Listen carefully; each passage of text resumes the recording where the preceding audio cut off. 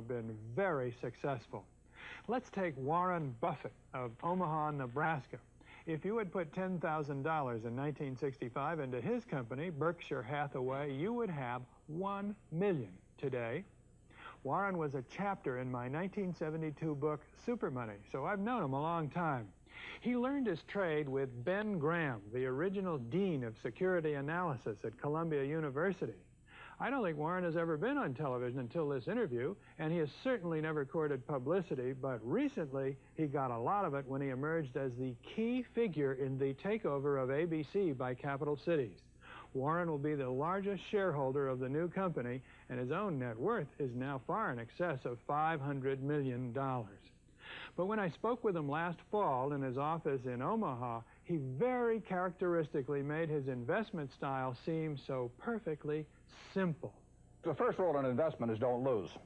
And the second rule in investment is don't forget the first rule, and that's all the rules there are. I mean, if you buy things for far below what they're worth and you buy a group of them, you basically don't lose money. Warren, what do you consider the most important quality for an investment manager? It's a temperamental quality, not an intellectual quality. You don't need tons of IQ in this business. I mean, you have to have enough IQ to get from here to downtown Omaha, but you do not have to be able to play three-dimensional chess or be in the top leagues in terms of bridge playing or something of the sort. You need a stable personality. You need a temperament that neither derives great pleasure from being with the crowd or against the crowd, because this is not a business where you take polls. It's a business where you think. And Ben Graham would say that you're not right or wrong because 1,000 people agree with you. And you're not right or wrong because 1,000 people disagree with you. You're right because your facts and your reasoning are right. Warren, what do you do that's different than 90% of the money managers who are in the market? Certainly most of the professional investors focus on what the stock is likely to do in the next year or two, and they have all kinds of arcane methods of approaching that, but they do not really think of themselves as owning a piece of a business. The real test of whether you're investing from a value standpoint or not is whether you care whether the stock market is open tomorrow. If you're making a good investment in a security, it shouldn't bother you if they close down the stock market for 5 years. All the ticker tells me is the price. Yeah. And I can look at the price occasionally to see whether the price is outlandishly cheap or outlandishly high, but prices don't tell me anything about a business. Business figures themselves tell me something about a business, but the price of a stock doesn't tell me anything about a business. I would rather value a stock or a business first and not even know the price, so that I'm not influenced by the price in establishing my valuation, and then look at the price later to see whether it's way out of line with what my value is. So Buffett chose to stay in this world, Omaha, Nebraska, where corn grows just minutes from downtown. Now, Omaha is a nice town, but nobody claims it's a world financial center. Here, the only thundering herd is actually on 4 feet. Don't you find Omaha a little bit off the beaten track for the investment world?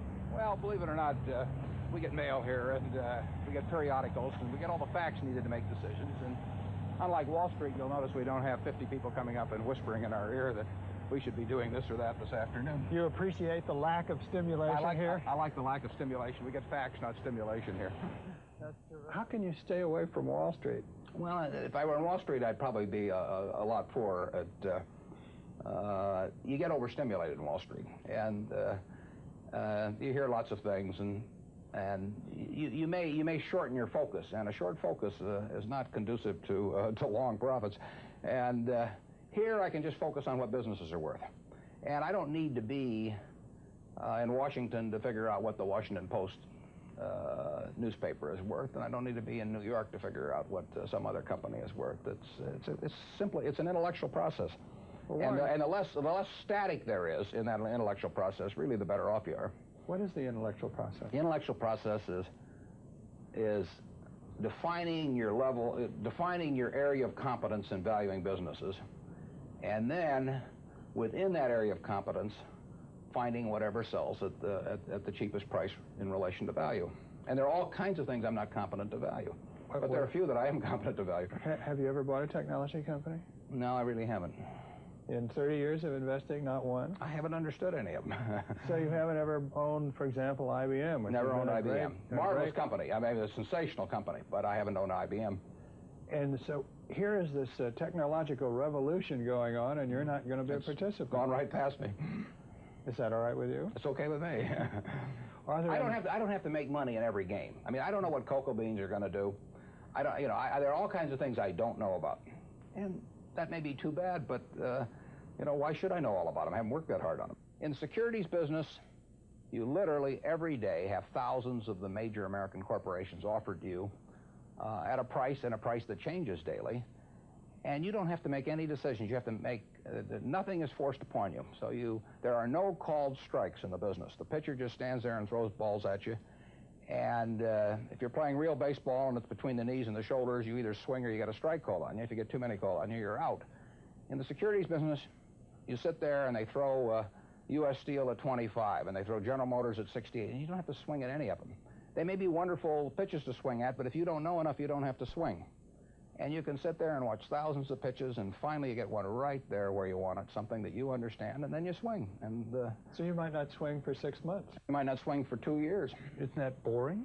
It would bore most people, and certainly boredom is a problem with most professional money managers. If they try to sit out an inning or two, not only do they get somewhat antsy, but their clients start yelling, "Swing, you bum," from the stands, and that's very tough for people to do. Warren, your approach seems so simple. Why doesn't everybody do it? Well, I think partly because it is so simple. That the academics, for example, focus on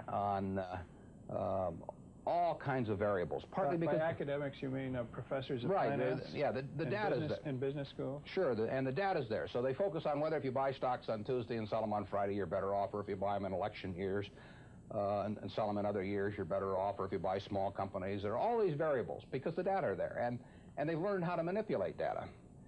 And as a friend of mine says, to a man with a hammer, everything looks like a nail. And once you have these skills, you just are dying to utilize them in some way, but they aren't important.